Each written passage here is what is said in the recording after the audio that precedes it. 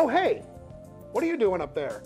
I'm just setting up my Transformers limited edition pinball machine so that I can go over the fourth and final part to my long and exhausting review. See, I wanted to wait until Stern Pinball was finished with all their updates and fixes before I gave my final thoughts, and I think we are finally there. Since you're up there already for some odd reason, why don't you join me? We're going to do it differently this time. See, we got the facial hair and we got the HD.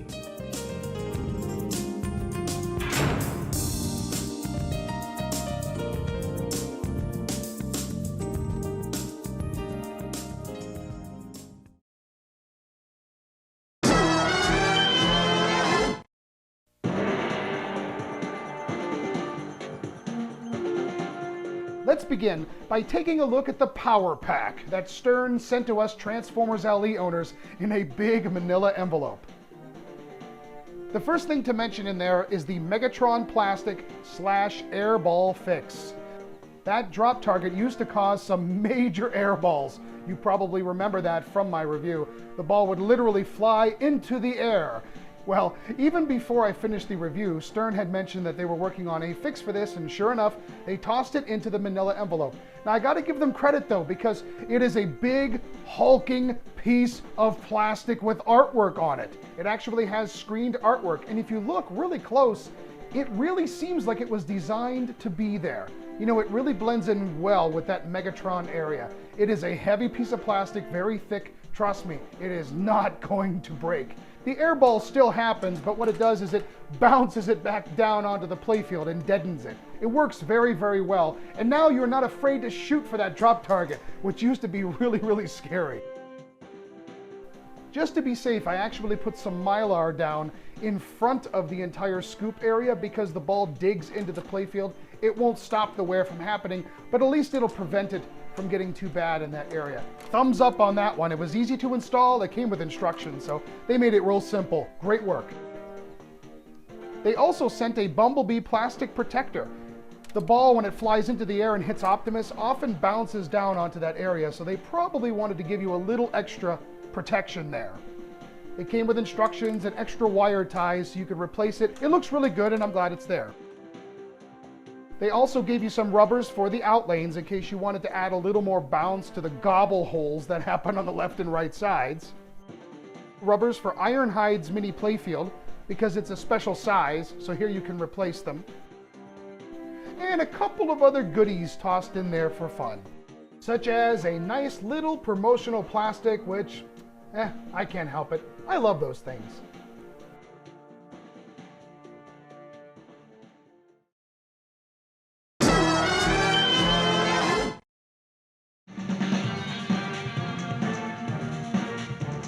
There were multiple updates to the code on Transformers Pro and Transformers LE, with two big ones on the limited edition hitting March 2012 and March 2013. The latter of which we are assuming is the final release, and it seems pretty darn solid. They fixed some bugs, such as Starscream adding those extra free hits to the stand-up target. Well, that was fun while it lasted. Repaired some display issues. Balanced a couple of mode timers, like they added more time to Ironhide after you complete each collection of shots. And they installed a few extra menu adjustments. They also added shaker motor effects and a lot of minor things that we don't really need to go over, but there are some additions I have to mention. One gameplay item I need to cover is, remember when I said this in part 3? And unlike the rest of the modes, the progress is not carried over in the memory.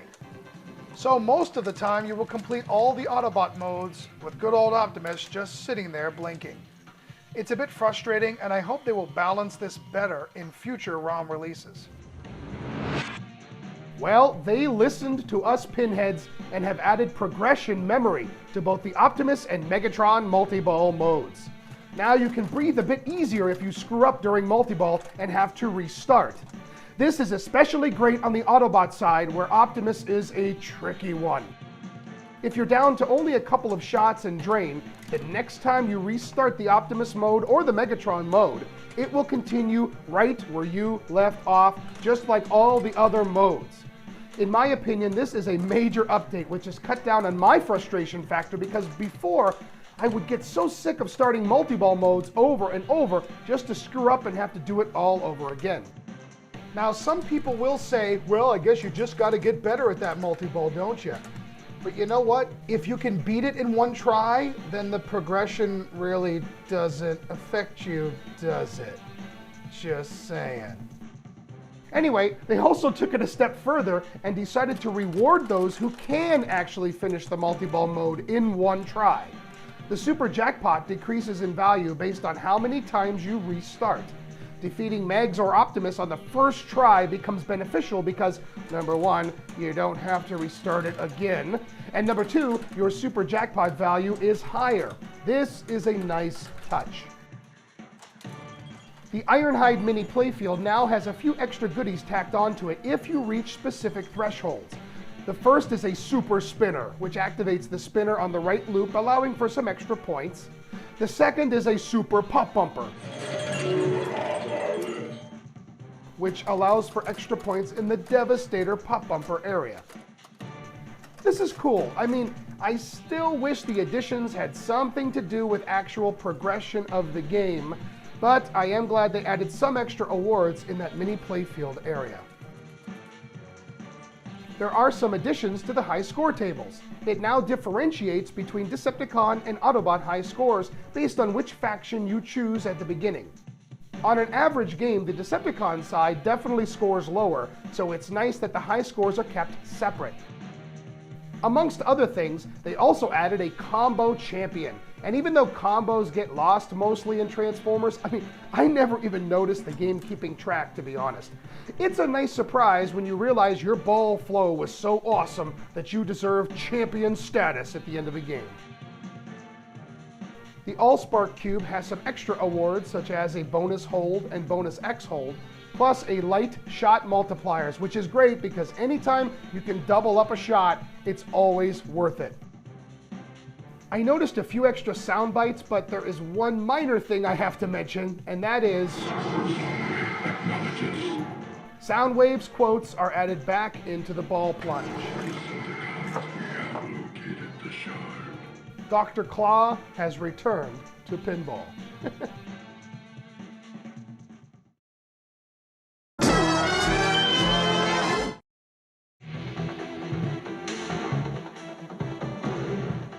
Transformers is known to have a few issues right out of the box, and I just want to talk about a few fixes right here.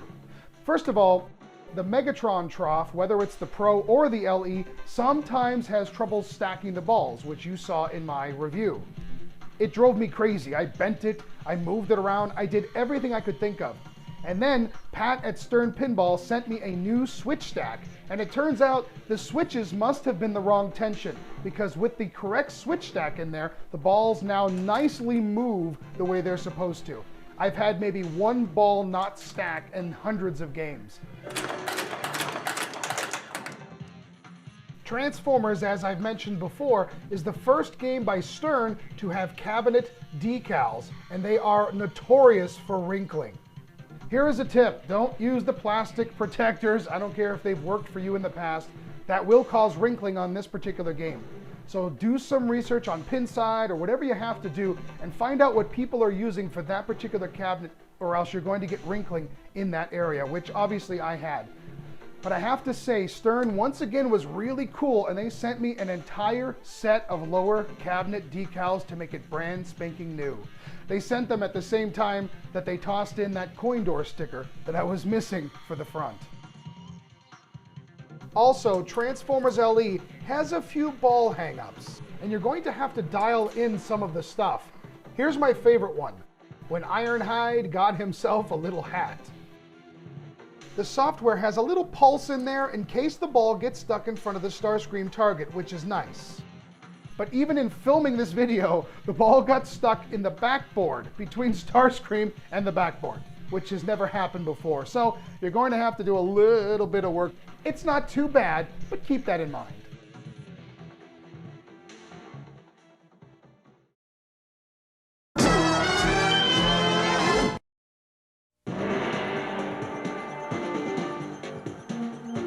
At the end of part 3, I gave Transformers a letter grade. In fact, I gave it a solid B, which is where I felt this game was at that particular moment in time. So the question is, with all the fixes and stuff in place, would I raise that letter grade now? And yeah, I probably would. Now, the right ramp area I still don't care for. It's a little bit clunky, and the Ironhide mini playfield is only fun for a few times, and since there's no real progression there, they don't give you a lot of reason to shoot for it. Most of the time, I kind of avoid that ramp altogether.